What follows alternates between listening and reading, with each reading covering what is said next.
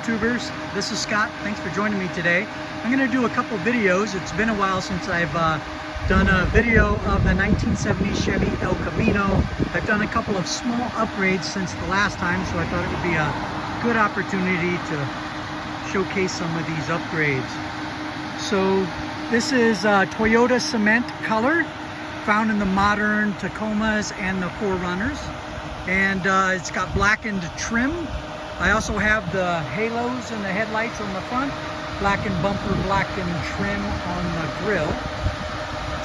Even all the turn signals and tail lights are all blackened as well. The headlight with the halos actually mimic that of the modern day Dodge Challengers. So here we can do a walk around of the car. I still have a little more work to do on getting rid of that polished aluminum on the wheels. That's about the last thing. I also have dual exhaust. This has been redone several times. The latest version includes an H pipe. So this is a look at the bed liner as well as the spray and bed liner. Okay, so that's a tour of the outside of the car, 1970 Chevy El Camino. Let's take a look under the hood. I'll show you the recent upgrade that I did.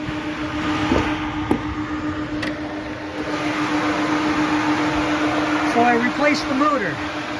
Again, just a small upgrade. This is a blueprint Chevy 350 motor that has the blueprint heads. These heads are phenomenal. I really love them. This is a Gen 2 Chevy small block 350. It is rated at 390 horsepower, and the dyno sheet came in at 401 horsepower with 419 pounds of torque at 3,200 RPMs, and the 301 horsepower is at 5,800 RPMs. I recently changed all my rev limiters to 6,000 RPMs to make up for this motor. What I really love about these heads is this is the blueprint aluminum heads, and this is a hybrid. This is very similar to what a modern Vortex head is like. It will actually allow you to mount both a traditional small block Gen 1 intake manifold as well as the more modern Vortex. As you can see, this is a Gen 2. It's got the dipstick on the right side or passenger side of the car. And it also has the cylinder bore of the heads are very close to that of the Vortex. Therefore, it's got that smaller cup that allows for a little better performance out of the motor.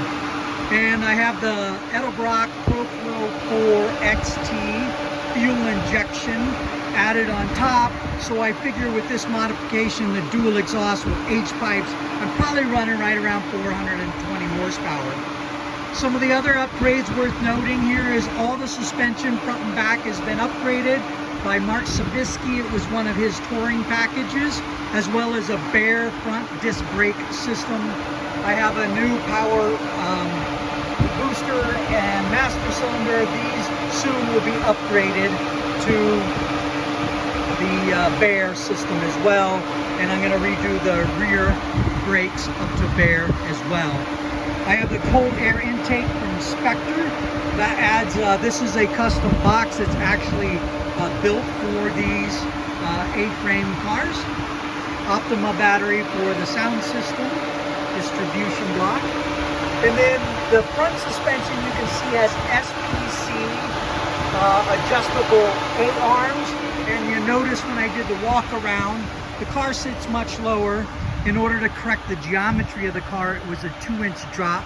I do struggle with that. I am sitting a little lower than I like to sit. I have to really gently go over speed bumps in certain areas, and I have scraped the bottom. So I don't know what I'm going to do long term. I'd like to get it up a little more. However, the way this car handles is amazing, and I don't want to lose any performance out of it.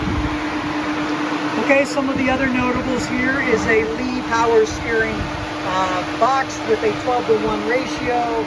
electric front fans, a serpentine belt system to give lots of clearance and room here in the front of the engine bay. I redid, again, all the small stuff is what I really love and specialize in. And all the small stuff includes all the wiring, the harnesses, getting everything kind of tucked nicely and loomed and out of the way. And then a nice fresh paint on the interior of the engine bay compartment as well. Okay, we're going to do 2 videos today, so I'm going to wrap up with a couple more discussions on the specs and show you the inside of the car. And then we'll go for a test drive. That'll be video number 2, where I demonstrate a couple of these other features. So the engine is mated to a turbo hydro 400 transmission. It's a traditional 3-speed, bulletproof, heavy-duty transmission. And I added a gear vendor's overdrive to it.